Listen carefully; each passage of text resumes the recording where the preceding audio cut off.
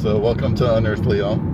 We're about to head to the Tavern in Austin, Texas, where we're from. I'm Bert. This is Jane here, my baby. She knows a lot about the backstory about the Tavern, so go for it, baby. So the Tavern was built in 1916 by a German immigrant who wanted to bring a little taste of old warm Germany right here to Austin, Texas. And when you get a good look at it outside, I think you'll see that just that. There's all kinds of little bunnies carved in. It's a nice little adorable Tudor style, very, very cute. So this building's built in 1916. 4 years later, Prohibition rolls around. Obviously, you can't have a bar on the street level, really bad optics. So, have no fear, we've got a backup plan. Gonna make the main level a general store, move the bar upstairs, and since we're diversifying our assets anyways, let's keep the accounting creative and put in a brothel just for good measure. Now in this brothel, each woman had a curtain hanging between her and the other woman. Very Game of Thrones style. Can you say that? Yeah. Oh, yeah. You can say that. So, unless you were the girl that earned the most money, you got yourself a spot in the corner office, meaning you had the corner of the walls coming together and one curtain instead of two curtains. Every job's got to have perks. So for the purpose of this story, our corner office girl is a girl named Mary, and Mary's really good at her job. So much so that she garners some little suitors that some over time have called the redheaded statesman and others have begun calling Walter. So, psychically verified, historically verified, probably a guy named Charles Wilcox. Lots of things that tether him to the tavern in his waking life. But anyways, so Walter gets a little crush on Mary, and after receiving services one day says, you know what, I want to take you out of this life. I want to buy you a house, I want to make you my main side piece, and I don't want you to have to do this for a living anymore. And Mary's like, that's great. This job sucks, pun intended, but I have my 9-year-old daughter Emily, and Emily goes where I go. Do you like that? Like kills on the tours. On at ATX, come on the tour sometime. So my 9-year-old daughter Emily goes where I go. Walter blows up because he's been, you know, dissed by the object of his temporary affection and storms out. Typically, while Mom was at work on the middle level of the tavern, there's a couple of places where 9-year-old Emily could be found. First, she could be found hanging out in the general store, helping out, playing. You know how much a 9-year-old helps out. Or she could be upstairs in a little crawl space in the attic. Just a nice kind of safe haven while Mom's having a chaotic job downstairs. So Walter, after he decides he's gonna mess up this little girl pretty bad, kidnaps her, brutally rapes and tortures this little girl to death, and then has her body brought back to the tavern and is entombed in what had once been her safe spot. So again, garbage human, garbage human. Okay. So there's 3 spirits here at the tavern. There is little 9-year-old Emily, there's her mother Mary, who is a sex worker on the middle level, and there's the man that we hypothesize that killed little Emily, and his name's Walter. So what are the objects that they found that would tie this energy to this place? Good question.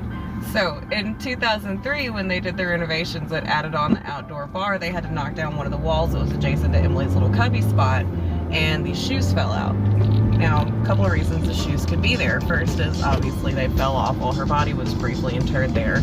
But the other reason is there was a superstition around the turn of the century that if you put the shoes of the dead in walls, it would ward off whatever bad spirits killed the people to start with.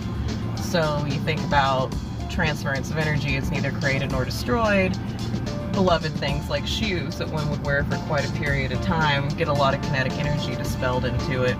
So most people, when they see these shoes, they think it seems, you know, they're a little large for a 9-year-old. They're not quite that big, but you know. And yeah, they are a little bit. Most 9-year-olds don't have larger sized feet. But if you think about the time period, you think about Mom's job and her income, these were probably hand-me-down shoes from her mother's, so she probably had to wear them for several years until she grew into them, which increased the kinetic attachment that she would have had to them. All right, so let's go check out this place. Let's do it.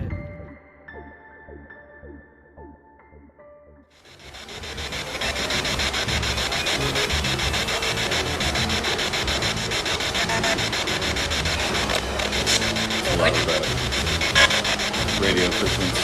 Yeah. Is there any...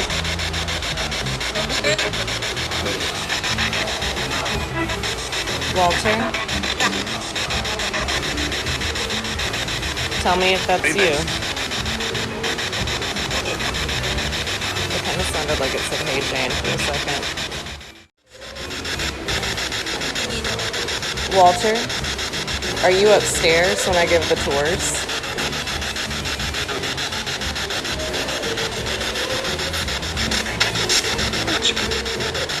Watch you do. It sounded like it said, "Watch me."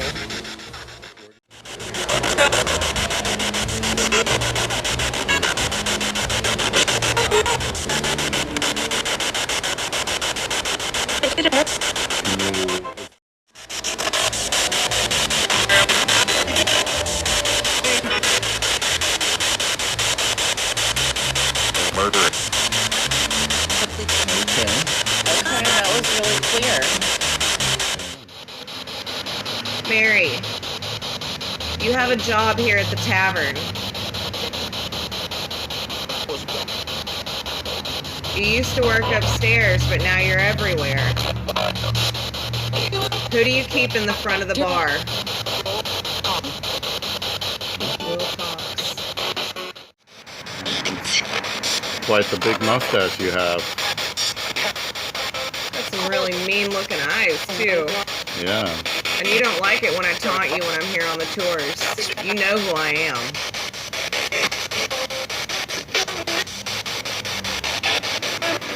You also know I'm not afraid of you.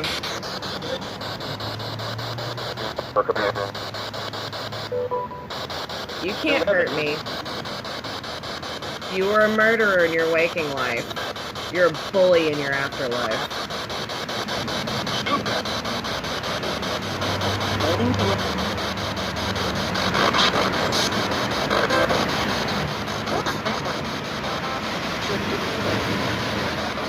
Why do you stay here? I got a really bad cramp in my shoulder.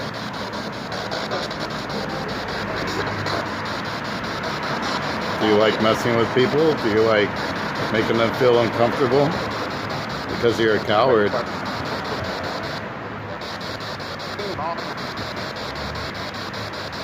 You have no right to touch us.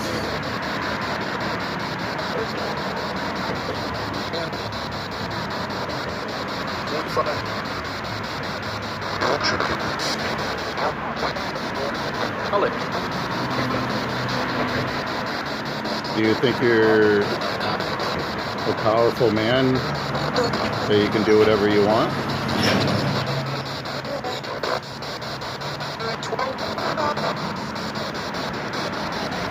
Or if this isn't Walter, can you tell me who you are?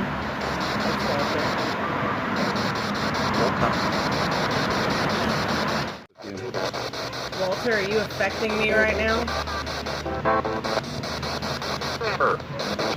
It just went over from the picture to the recorder all by itself. It was off just a second ago. It lit up on the picture and then it went over to the recorder screen. I don't know if you caught that Oh, video yeah. or not.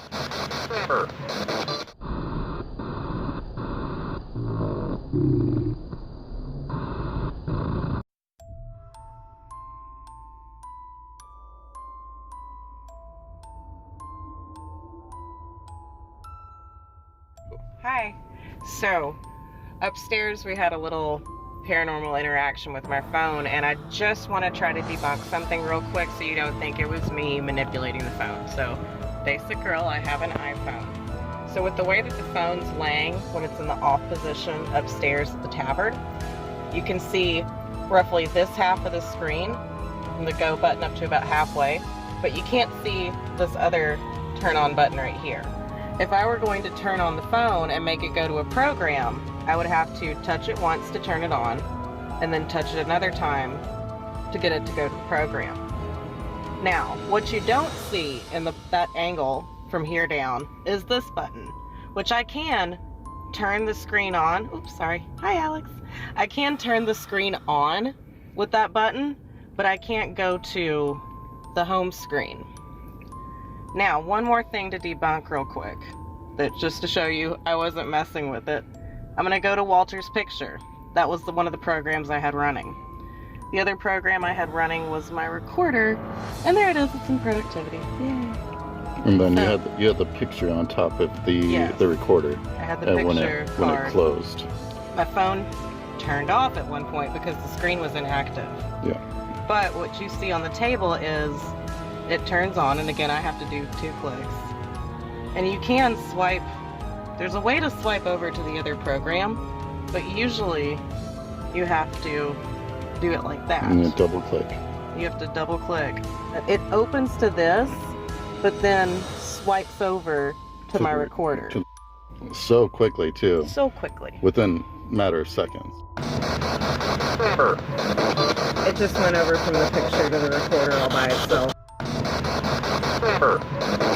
It just went over from the picture to the recorder all by itself. Yeah, and not anything I could have done. And again, you can see my reflection. You can see my hands are nowhere near the phone. You can see Bert's hands are nowhere near the phone. And what did you say right before? Oh, you said, Walter, are you affecting me right that now? was, it happened right after I said, Walter, are you affecting me? Which, let's talk about that real quick. Yeah. I could feel like a pressure in my shoulder, like when somebody kind of squeezes your shoulder too tight. It came up through my neck, and then across right here, my throat got really tight, like I was tensed up. After we closed down the recording and everything, we didn't get a picture of it, but Bert said it looked like my neck was really red, like someone had their hands on it. Yeah. We were both being really affected by what we assume is Walter. But just to be safe, before and after we let the entity know they cannot attach to us, and then we are burning some Palo Santo right now. So for those of you that don't know, Palo Santo is a wood from South America. It means holy wood, or wood of the saints. When you burn it, it's got a really pleasant, sweet smell to it. And what it does is it cleanses all the energy around you. So windy. Ooh, crazy 90s windy. Gotta have the smoke surround us. Exactly. Thanks for coming with us. Yeah.